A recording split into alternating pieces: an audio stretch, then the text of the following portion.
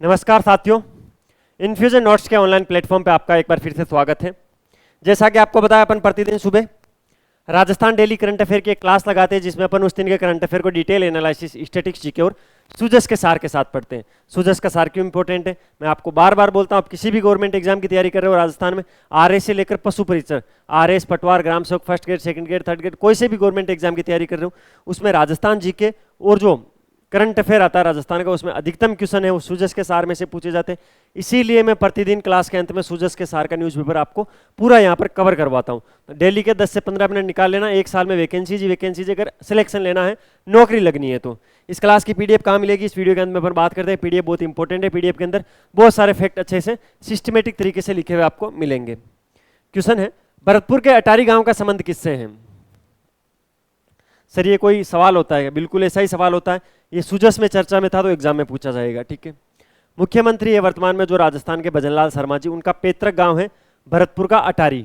ठीक है, अटारी किस तहसील में है? नंदबेई तहसील है भरतपुर के अंदर। उसका एक अटारी गांव है, वहां पर मुख्यमंत्री भजनलाल जी शर्मा का जन्म हुआ था। जन्म कब हुआ था?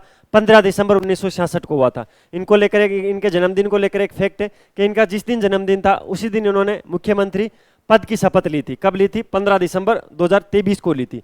15 दिसंबर 2023 बहुत इंपॉर्टेंट डेट है, ध्यान रखना भाई। भजनलाल जी शर्मा का जन्म हुआ था 1966 में 15 दिसंबर को ही। ठीक है, इसके अलावा मुख्यमंत्री भजनलाल शर्मा जी का विधानसभा क्षेत्र कौन सा है, यानी किस विधानसभा क्षेत्र से इन्होंने चुनाव लड़ा है? तो जयपुर में जो सांगानेर विधानसभा क्षेत्र है वहां से इन्होंने बीजेपी के सिंबल पे चुनाव लड़ा था। इनके सामने कौन थे? तो कांग्रेस से पुष्पेंद्र भारद्वाज जी ने इनके सामने चुनाव लड़ा था। ठीक है, पद के रूप में बात करें तो ये 26वें व्यक्ति थे, और मुख्यमंत्री व्यक्तिगत रूप से बात करें तो ये 14वें व्यक्ति थे। यानी राजस्थान के ये 26वें और 14वें हैं। अगर व्यक्तियों को काउंट किया जाए जो राजस्थान के सीएम रहे हैं उस क्रम में तो ये 14वें हैं, और अगर कार्यकालों को और पद को देखा जाए तो ये 26वें क्रम के हैं, और व्यक्ति के हिसाब से ये 14वें मुख्यमंत्री है राजस्थान के भजनलाल शर्मा जी। ये सारे इंपॉर्टेंट फैक्ट आपको ध्यान रखना है भाई। अगला क्वेश्चन, 11वां राजस्थान इंटरनेशनल फिल्म फेस्टिवल का आयोजन कहाँ किया जाएगा? ठीक है, तो जो 11वां राजस्थान इंटरनेशनल फिल्म फेस्टिवल है उसके आयोजन का स्थल पूछा है। एग्जाम में ऐसे क्वेश्चन बार बार पूछे जाते हैं, और इसका आयोजन है वो इस बार कहाँ पर होगा? तो जोधपुर के अंदर होगा। कहाँ होगा? जोधपुर में। ऑप्शन नंबर 2 इसके अंदर राइट ऑप्शन है। ठीक है, अब जितनी भी बार ये राजस्थान इंटरनेशनल फिल्म फेस्टिवल हुआ है, इसके करंट में अगर वो क्वेश्चन पूछा गया तो इसकी थीम पूछी गई है। ठीक है, तो इस वर्ष की थीम क्या थी? सिनेमा स्थान पेनोरमा ऑफ सिनेमा इन राजस्थान। क्या है? सिनेमा स्थान पेनोरमा ऑफ सिनेमा इन राजस्थान इसकी थीम थी। 11वें राजस्थान इंटरनेशनल फिल्म फेस्टिवल की थीम थी। ठीक है, ये राज्य के जो सिनेमा है उसकी अलग अलग जो विविधताएं हैं उनको उजागर करने के लिए इस फेस्टिवल को मनाया जाता है। ठीक है, और जो स्थानीय कलाकार हैं और जो अंतर्राष्ट्रीय फिल्म निर्माता हैं उनको एक मंच पे लाया जाए जिससे उनके कार्यों में सहयोग मिले। जो छोटे कलाकार हैं वो आगे तक जाएं, उसके लिए ये राजस्थान इंटरनेशनल फिल्म फेस्टिवल होता है। 11वें क्रम का जो राजस्थान फिल्म फेस्टिवल है वो जोधपुर के अंदर हुआ था। इसकी थीम में एक बार फिर बता देता हूँ, इंपॉर्टेंट है। सिनेमा स्थान पेनोरमा ऑफ सिनेमा इन राजस्थान इसकी थीम रखी गई थी। ठीक है, अगले क्वेश्चन पे चलते हैं। अल्बानिया में आयोजित अंडर 23 वर्ल्ड रेसलिंग चैंपियनशिप में हनुमानगढ़ की मोनिका शोरान ने कौन सा पदक जीता है? सबसे इंपॉर्टेंट है ये क्वेश्चन। सारे फैक्ट मैंने इस क्वेश्चन में डाल दिए हैं। पहले तो ये कहां पर हुई थी? अल्बानिया में हुई थी। पहला फैक्ट। टूर्नामेंट का नाम क्या है? Under 23 world wrestling, under 23 world wrestling championship नाम है। ठीक है, उसमें पदक जीता है किसने? मोनिका शोरान ने। ये एक फैक्ट हो गया। मोनिका शोरान कहाँ की है? हनुमानगढ़ की है। एक फैक्ट ये हो गया। ठीक है, एक कौन सा पदक जीता है? तो कांस्य पदक जीता है। 5वां फैक्ट ये हो गया। 6वां फैक्ट, मोनिका शोरान का संबंध किससे है? तो रेसलिंग से। किससे है? रेसलिंग से। ये हो गया 6वां फैक्ट। कोई भी क्वेश्चन को पढ़ते टाइम ये चीज ध्यान रखो, इन 6 फैक्ट से बाहर क्वेश्चन नहीं पूछा जाएगा। कौन कौन से फैक्ट? पहली बात तो जो अंडर 23 वर्ल्ड रेसलिंग चैंपियनशिप है कहां पर हुई थी? अल्बानिया में। Fact number 1। ठीक है, अल्बानिया के अंदर जो चैंपियनशिप हुई थी उसका नाम क्या था? अंडर 23 वर्ल्ड रेसलिंग चैंपियनशिप, इसका नाम। Fact number 2। पदक किसने जीता? मोनिका शोरान ने। Fact number 3। कहाँ की है? हनुमानगढ़ की है, फैक्ट नंबर 4। मोनिका शोरान का गेम भी पूछा जा सकता है, रेसलिंग की है, फैक्ट नंबर 5। ठीक है, कौन सा पदक जीता है? कांस्य, फैक्ट नंबर 6। इससे बाहर क्या पूछा जाएगा मुझे बताओ। प्रत्येक क्वेश्चन को पढ़ते टाइम आपकी अप्रोच क्या है उस क्वेश्चन को लेकर, यह सबसे इंपॉर्टेंट है। अप्रोच यानी आप उस क्वेश्चन को किस दृष्टि से देखते हो, आप कितने एंगल से उस क्वेश्चन में और क्वेश्चंस ढूंढ सकते हो, वही आपकी सफलता को डिसाइड करने का एंगल होता है। क्या है? किसी भी क्वेश्चन को देखते टाइम आप उस क्वेश्चन को किस एंगल से देखते हो। एक तो जो सीधा लिखा है उसको याद करने की कोशिश करते हो, ये तो सभी करते हैं, कितना भी मंद बुद्धि का बालक होगा फिर भी वो करेगा।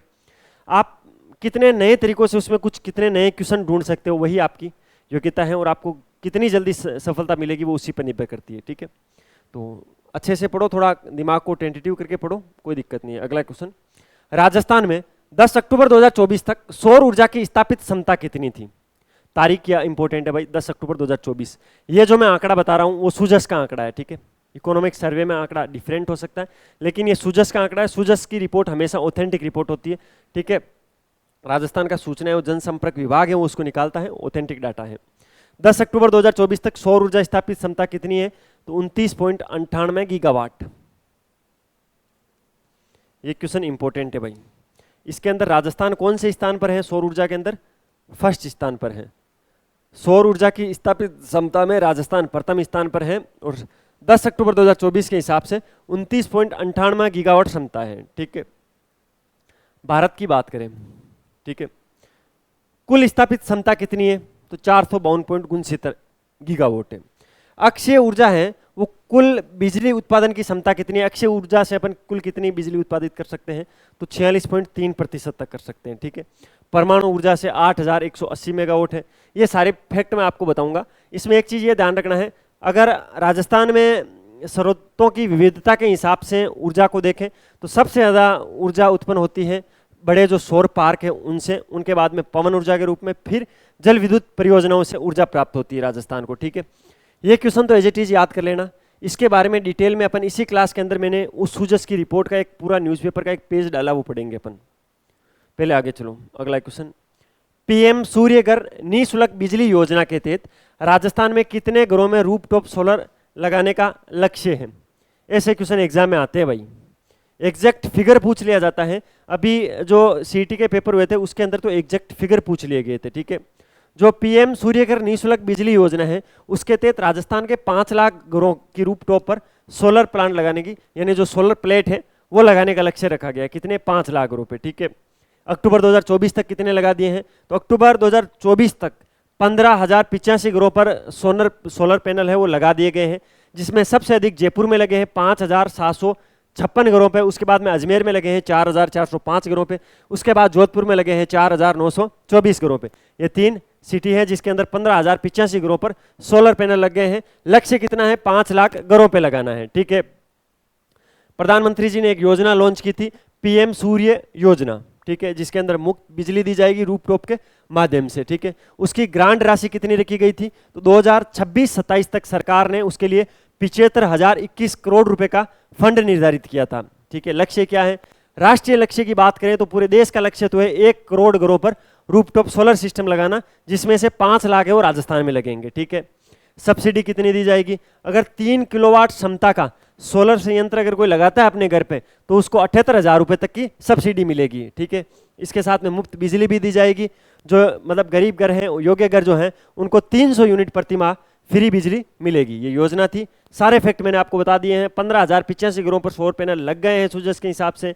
उसमें से 5,756 घर अजमेर जयपुर के हैं, और 4,405 घर अजमेर के हैं, और 4,924 घर हैं जोधपुर के हैं। सिद्धि जोहरी को किस संगठन के द्वारा शांति राजदूत के रूप में नियुक्त किया गया है? सिद्धि जो जोहरी है, सिद्धि जोहरी आप जानते होंगे, नहीं जानते हो तो आपने सूजस या किसी भी न्यूज़पेपर में इनके बारे में सुना होगा। ठीक है, उनको जो भारत है उसका शांति दूत बनाया गया है। ठीक है, किस संगठन के द्वारा? International ambassador of peace network.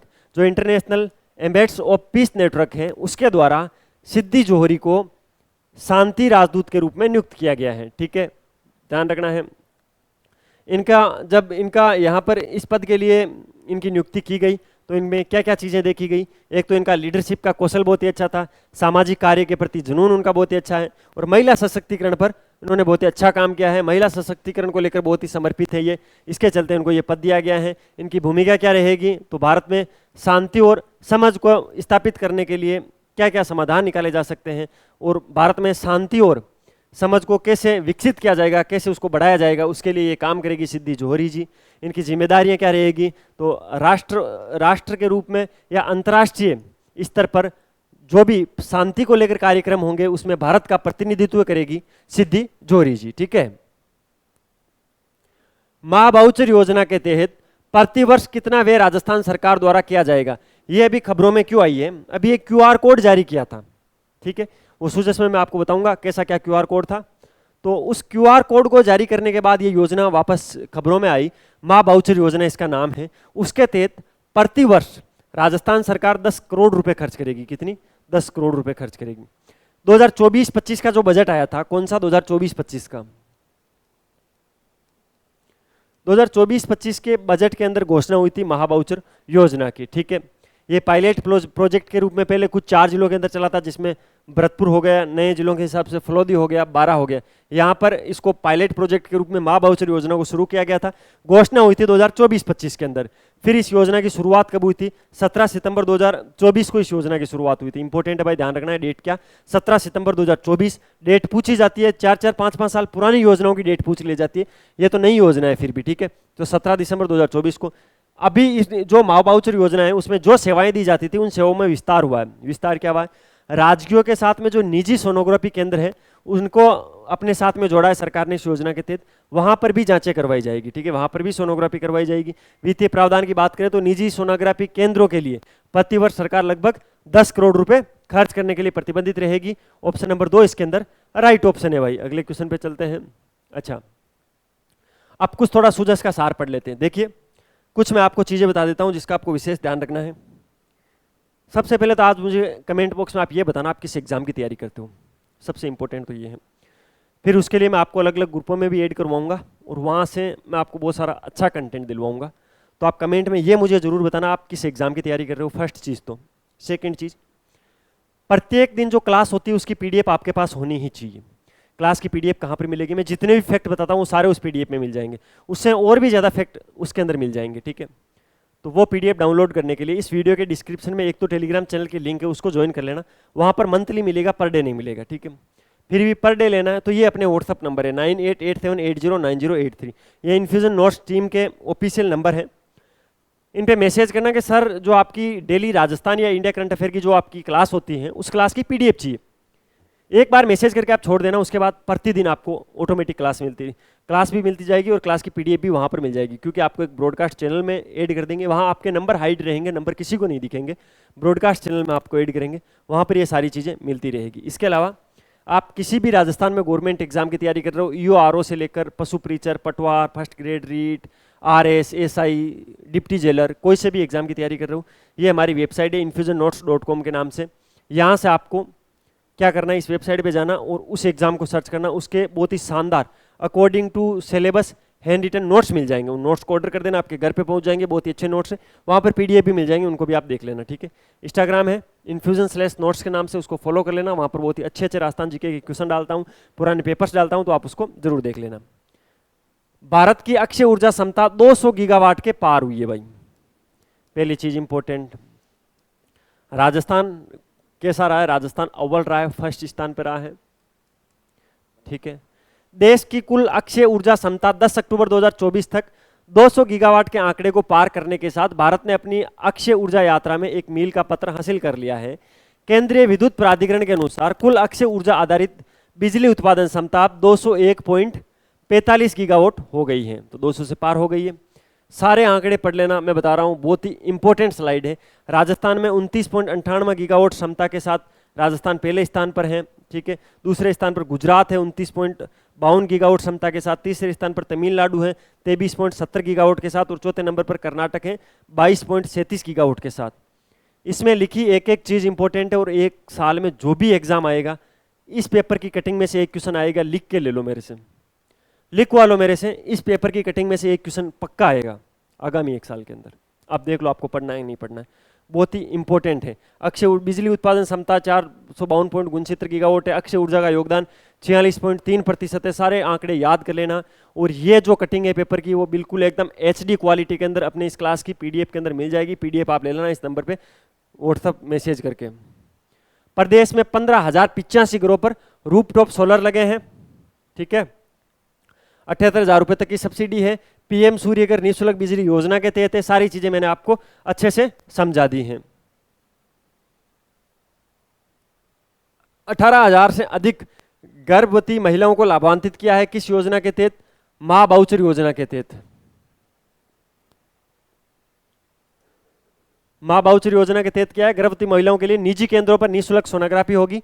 और इसके लिए सरकार ने जो जो चीजें की हैं, 10 करोड़ रुपए प्रति वर्ष खर्च होंगे, ये चीज मैंने बता दी है।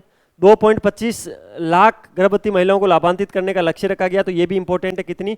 2.25 लाख। क्या होगा अब? क्या 10 करोड़ रुपए किस में खर्च करेंगे? जो प्राइवेट सोनोग्राफी सेंटर है, जो निजी सोनोग्राफी केंद्र है, उनके साथ भी टाइड अप किया जाएगा। ये QR कोड जारी किया था, ठीक है। इस योजना के तहत 29 अक्टूबर तक प्रदेश में 44,508 वाउचर जारी किए जा चुके हैं। इनके माध्यम से 18,315 गर्भवती महिलाओं के ने निजी केंद्रों पर निःशुल्क सोनोग्राफी करवाई है, ठीक है। मुख्यमंत्री जी ने 17 सितंबर को जयपुर में आयोजित एक कार्यक्रम में मां बाउचर योजना का शुभारंभ किया।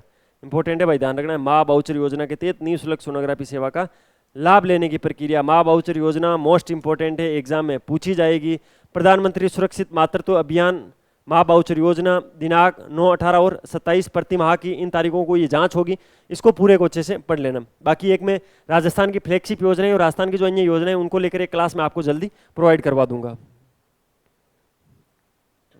अच्छा, तो ये था अपना करंट अफेयर 6 नवंबर का। वीडियो क्लास कैसी लगी है कमेंट में बताना है। चैनल को सब्सक्राइब करना है, वीडियो को ज़्यादा से ज़्यादा लाइक करना है, अपने दोस्तों के साथ शेयर करना है, ठीक है। मिलते हैं कल फिर नए सेशन के साथ। तब तक अपनी पढ़ाई जारी रखो, अपने स्वास्थ्य का ध्यान रखो। टेक केयर, जय हिंद।